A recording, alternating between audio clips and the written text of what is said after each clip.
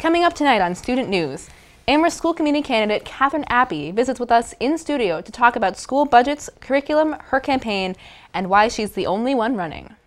And tonight, high school students went on a foreign exchange trip to Russia, and we were there to get the story. Yes, get ready to pull back that iron curtain, because it's March 21st, 2011, and Student News starts right now.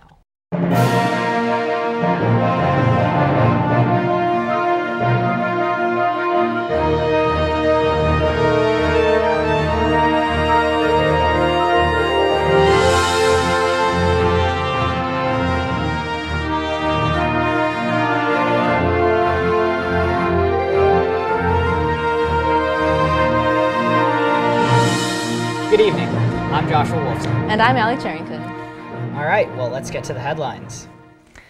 A new study from the U.S. Centers of Disease Control and Prevention shows that fewer teens and young adults are having sexual relations than in past years. The CDC study of 5,300 young adults and teens shows that the number of young adults ages 15 to 24 who say they have never had sex of any kind has risen in the last 10 years from 22 to 28%. CDC studies over the last 2 decades have seen a steady decline in sexual intercourse among unmarried teens, and also a decline in teen pregnancy. In an interview with the Associated Press, Bill Albert from the National Campaign to Prevent Teen and Unplanned Pregnancies said, quote, "Many parents and young adults look at teens and sex and see nothing but a blur of bare midriffs. They think things are terrible and getting worse." Sam Durkin, a high school junior from New Jersey, told the AP, quote, "There's always that fear of something going wrong with consequences that could screw up your future. I do think that sexual education is taking away that idea that you are invincible," unquote. With the U.S. unemployment rate hovering between 8.9 and 10.2% depending on which surveys you're looking at, summer job options for teens are looking slim. Last summer, teens looking for work experienced some of the lowest hiring rates in decades. The Bureau of Labor Statistics released data showing that employment among 16 to 19-year-olds increased by only 960,000 jobs last year, the lowest increase since 1949. DailyFinance.com also warns that as gas and energy prices rise, youth are likely to find fewer jobs with amusement parks and landscapers, professions that are heavily affected when energy prices rise. The takeaway from this?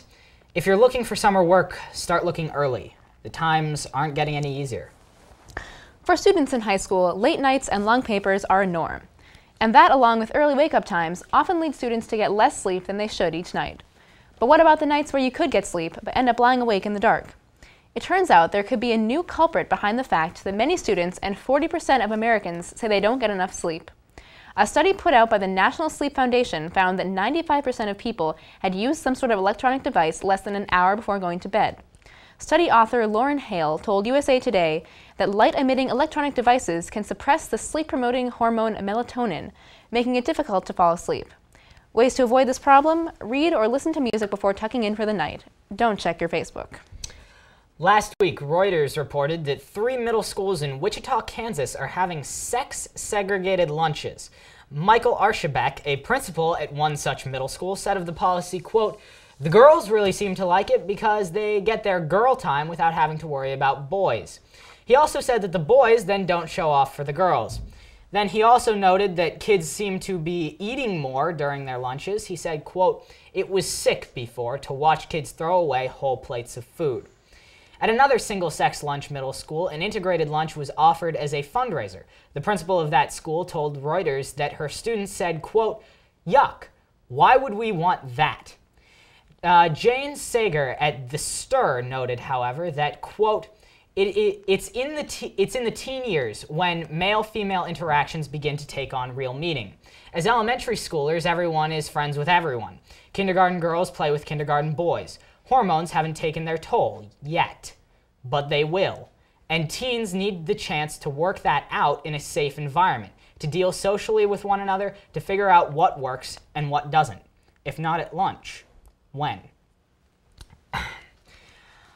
Last year, Student News co-presented a debate between 3 candidates running for 2 available school committee seats in the town of Amherst. This year, however, the election is not even contested. The school committee seat, which is currently held by Catherine Sanderson, is being sought by only one candidate, Catherine Appy. Sanderson decided not to seek re-election last month, writing on her blog, quote, Some events of the last week have made it clear to me and to my husband that whether I would win or lose running for school committee would make it untenable for my children to stay in the Amherst Public Schools.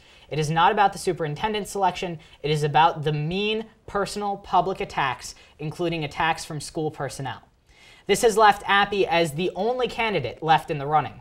But even running unopposed, Appy has held open houses and political events pushing her issues. And we, in fact, have her in studio right now to talk with us about all of this. Allie, take it away. So hello, thank you for joining us tonight. You're very welcome.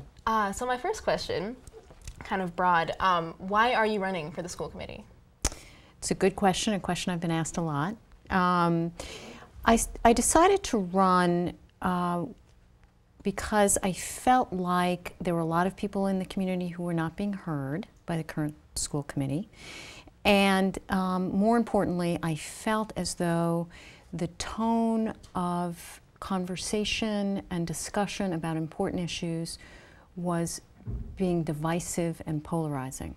And I thought that I might be able to bring a different tone. So I decided to run. Oh, great. And can you maybe elaborate on what you mean by what kind of different tone, just more? Well, I think that I am very invested in collaboration. I understand that that's how change happens. And in order to collaborate, you have to, first of all, include everybody's voice, all the stakeholders. So teachers and administrators and parents and students and school committee members and the superintendent.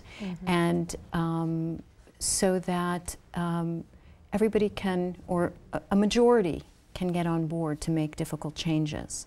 And I didn't feel like that was the way changes were starting to happen in Amherst. I thought it was much more top-down. And so I thought I would run. Yeah. See if I could change that.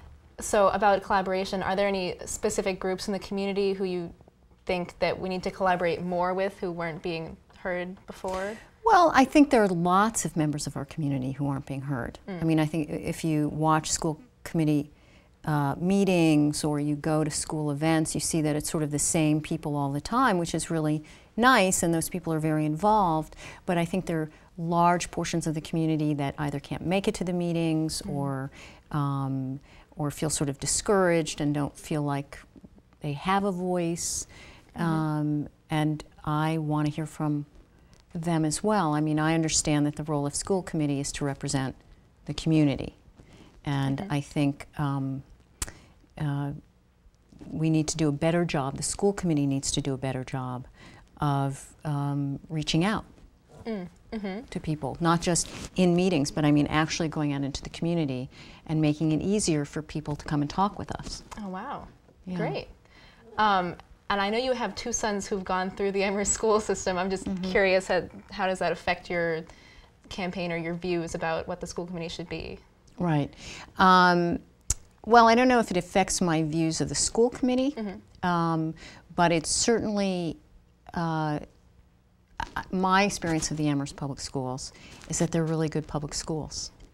And I don't know that that message always gets across. And certainly over the last few years, there's been a lot of talk that the schools are not doing as well as they might. And I think that that is true in some areas. I mean, I think the schools, like all public schools, have challenges and can grow and can improve. But I also think they're wonderful public schools. And my family moved here from Newton, which also have wonderful public schools. And but I think Amherst offers a lot of things that Newton didn't. That has really been a benefit to my kids. Yeah. Well, I would agree that they're great public schools. So about budget cuts, what would you put on the chopping block for next year? Well, there's not that much left to chop. That's true. And I know that the way in which the administrators think about making budget cuts is that they try to stay as far away from the classroom as possible. But I think so many things have been cut over the last few years that now we're looking at classrooms and teachers. And that's really hard, but that's where we're sort of left, given, state funding and sort of the trend, the national trend of not funding schools fully in the way that we might. So one of the things that, I'm also on the high school council, and one of the things that we've talked about is to start thinking a little bit more outside the box and getting together a conversation about how might we increase revenue. So not only how are we going to prioritize and deal with the budget issues, but how are we going to bring money into the district, given that the trend has been that, you know, we've had to cut the budget every year for the last, 5 of the last 6 years, and for the foreseeable future. So let's start thinking about how we can bring money into the district. I read on your website you said we need a more expansive definition of student achievement, one that includes and promotes the rich variety of gifts education should foster. I was curious, what exactly do you mean by rich variety? Like what kinds of programs? Well, I mean, I think that kids excel in a variety of ways. So not everybody is a fabulous math student or a fabulous science student or a great writer, but everybody excels in some way, and whether that be through drama or music or math or science or a particular interest in history. So I think all of those things should be supported and recognized as being excellent. And I think our schools do that. I think we do look at kids who excel across the board. Okay, and how has being the only candidate running affected your campaign? In some ways, in a lot of ways, it's made it less stressful, and it has allowed me to reach out more and do much more public forums comfortably. I'm doing one this weekend at the Jones Library where I've invited people to come and meet me and meet other members of the school committee and meet Maria Garrick. So it's really freed me up. That's great. To get out into the community. Good for you. Yeah. Yeah. No, I guess, now that the election is less than 2 weeks away, I'm excited. I'm excited about joining this school committee and really getting involved in the Amherst public schools, or the regional public schools. I think that I'm excited by the idea that we're going to create a vision, and both in terms of budget and where do we want our schools to go. Right. So. Well, that's great. Yeah. And I'm sure you'll do very well in the school committee. Thanks. Thank you. Thank you for joining us. You're very welcome. And now we turn to a student foreign exchange trip which took place last month.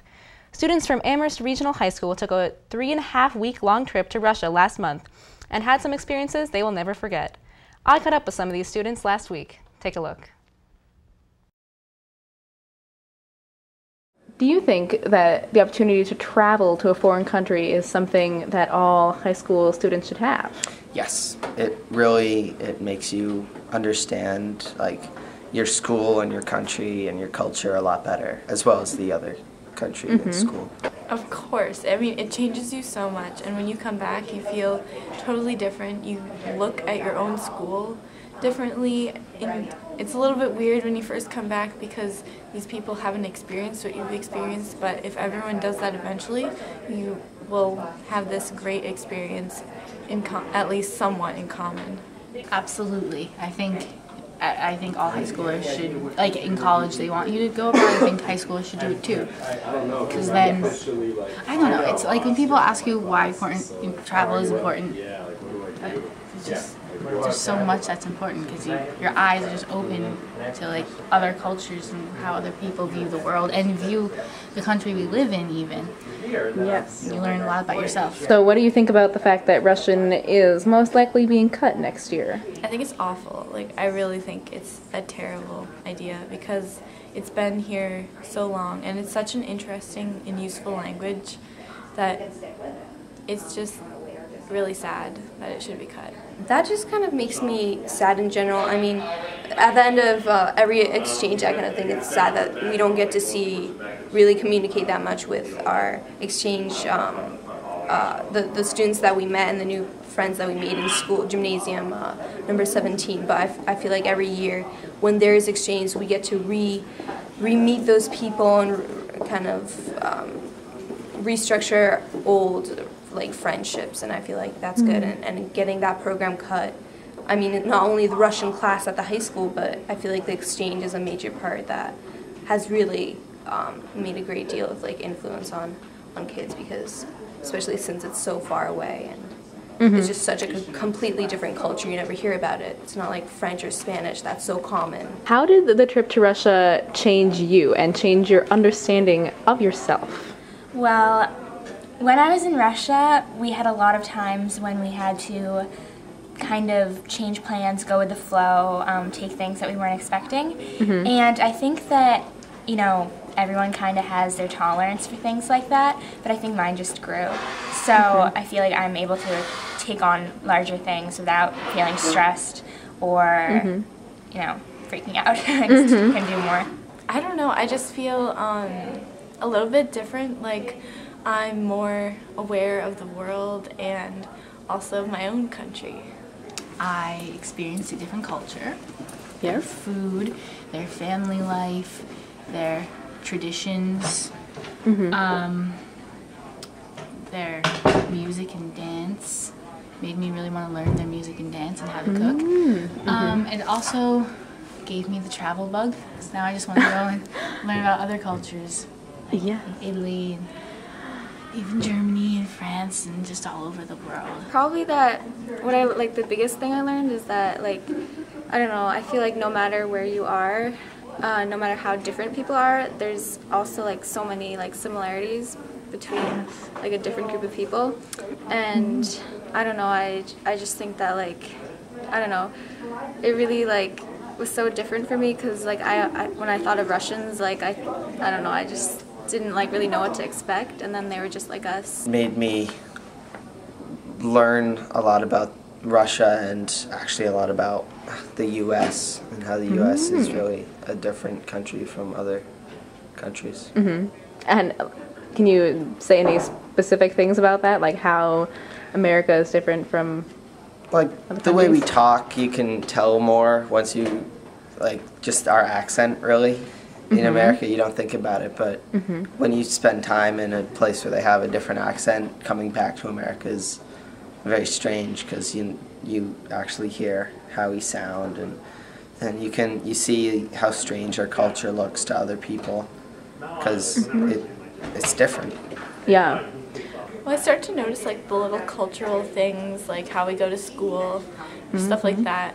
Also, just kind of learn to have a sort of different mentality about life, maybe not so pressured, get to enjoy it a little more. What do you think is the biggest cultural difference between Russia and America? The media is very different, actually. The really? media, particularly in Amherst, is very it's open, it's very questioning, and it's just very, they're looking more at the reasons why things happened, just the news per se, and then in Russia, it's just what happened. They don't really go into it as much. It's really just, this is what happened, and that's that. I think that it's probably, the home. I feel like America, we're progressing towards, more equal, for men and women, but in Russia, we had an experience where the Russians, they kind of had a survey, and it was kind of about roles for men and women, should women stay home and do the cooking, or should it depend on the family situation? And I think all of the Russians said the woman should stay home, and the Americans said it depends on the situation. So I think that's the biggest difference.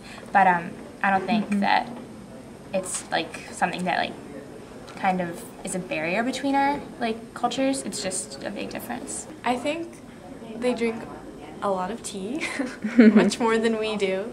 And they seem to have sort of a relaxed lifestyle at home. Just they eat dinner really late, go to bed really late, they party when they can, and they seem really close as a family and spend time together. Definitely I think the weather and the food the language is completely different as well. I mean, I don't know. I mean, I feel like teenagers in every culture have most similarities, but just I think mainly the food and just the region. Like learning about, we went to Russia, and I didn't even realize we were in a part of Russia that was called Karelia, traditionally. So that was very interesting, I think. What do you think is the biggest difference between the schools, or maybe there are many differences? The schools in Russia, I think, are a lot poorer than the schools in America. Like, you can tell the classrooms aren't as nice, the hallways aren't as nice, and I think I've heard the teachers themselves, they don't get paid as much, and that they're very overworked. So I think it's actually tougher to be, you know, a school in Russia. Definitely like the age level. I mean, there it's 1st grade through 11th grade, and here it's just 9th through 12th. First through 11th, all in one school? Right. Wow. Well, I know that you are at a language specialty school. Can you say anything about the differences in maybe the types of choices we have in our school as opposed to the choices they had there, and like the tracking system? We have a lot of different like electives. They don't have many electives there. They can either have a choice between taking German or Finnish as a second language, and they have to take a second language. And do they all take English? Yes, they all must take English. And like here, you can take cooking, you can take sewing, you can take photography if you want. You have a lot more choices. You can choose what language you take in the first place. You don't have to take a language. So there are a lot more options here than over there. Do you see any advantages to their system, though? I think it makes them like, it sort of forces them to have to learn the language and do better academically than here. Like here, you don't have to do anything extra. You can just take math, take science, and then leave. But there you have to take English, you have to take another language. So it sort of forces them to strive more. Having been on the Spanish exchange and the Russian exchange, how do you think they're different? I think the biggest difference, well, first of all, I was 2 years older by the time I went on the Spanish exchange. I was a freshman when I went to Russia. But I think one of the biggest difference I felt is that in Russia I learned a lot more, it was more of a historical and kind of academic cultural exchange, and I feel like in Spain was more like I got to know the people a lot more, and I spent more time in the social life and got to know the culture firsthand. So I think there's definitely pluses and minuses to both. If you had to state reasons why you think the Russian exchange should be kept and the French or Spanish exchange should be cut, what would those reasons be? Why do you think the Russian exchange is better than maybe other exchanges? Such an amazing exchange. I have nothing against the other exchanges because I think that's amazing too. But the Russian exchange is has such deep roots. It's been going on for 30 years or so, 20 years, and it just we know so many people over there. We've made so many friends that to cut it would be just like you're cutting off your friends and you're not seeing them anymore, and we won't be able to build more friendships and keep up with each other. Great. Oh man, we've had so many. I mean, our Russian program it was so strong in Amherst, and now it's just dying off. I mean, it was the strongest in the region, really. I mean, French and Spanish you can take anywhere else. You know, Russian you don't really get the opportunity. We hear from other schools, I'll hear from my friends from elsewhere. They're like, "Oh, you take Russian? Really? Wow, how is that?" You know, and they're more interested in it. I wouldn't want to cut any kind of exchange at all, but I'd say the reason I would support the Russian exchange in particular is that it's a really unique opportunity to see a part of the world that no one really knows a lot about. I think your average American, your average high schooler. So I think it's important that people can get a glimpse of a part of Europe, but also a part of a really totally different culture. What was the craziest experience you had in Russia? The craziest experience I had in Russia? Well, there's so many.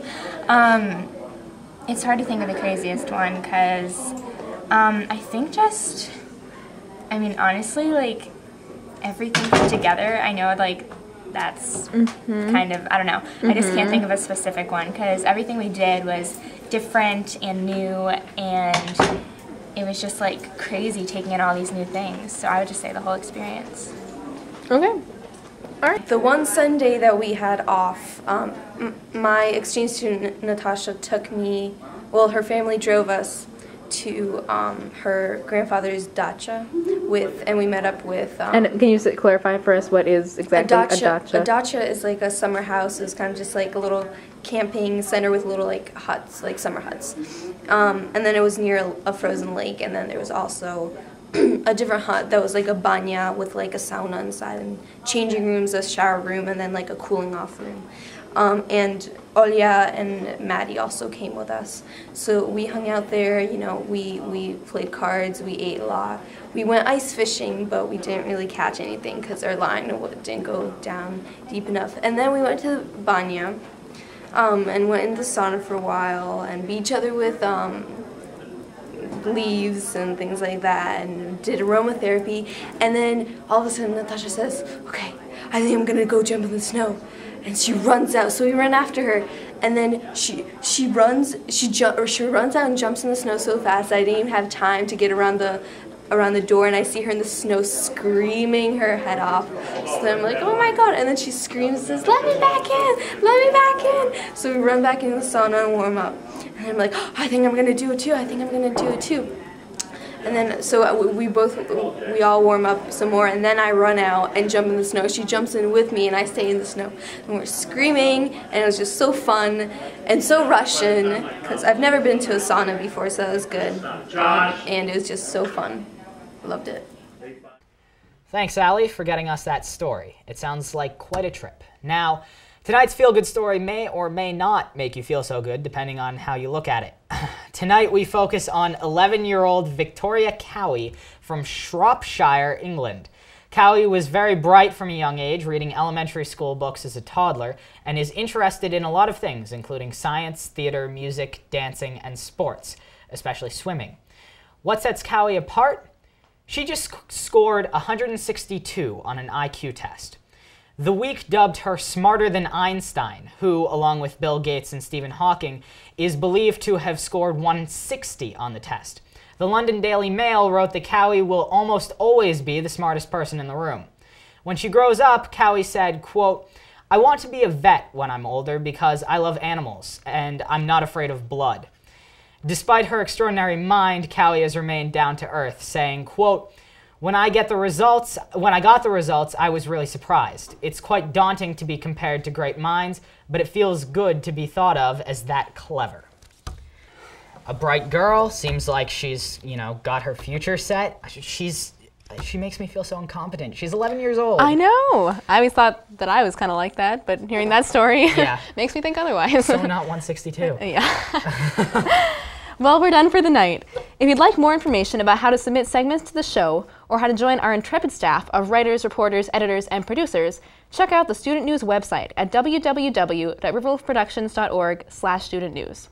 At the site, you can also find out how to make a donation to the show so we can keep it going over here. I'm Allie Charrington. And I'm Joshua Wolfson. Stay strong and stay proud. Here's your clip of the night. Have a good evening.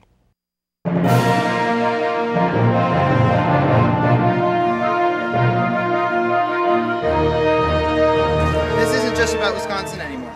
We are standing in solidarity with high school students across the country. We're here to say to everyone out there, don't touch our unions. We will not let what happened in Wisconsin happen here. And that, hopefully, is why you chose to walk out of class today.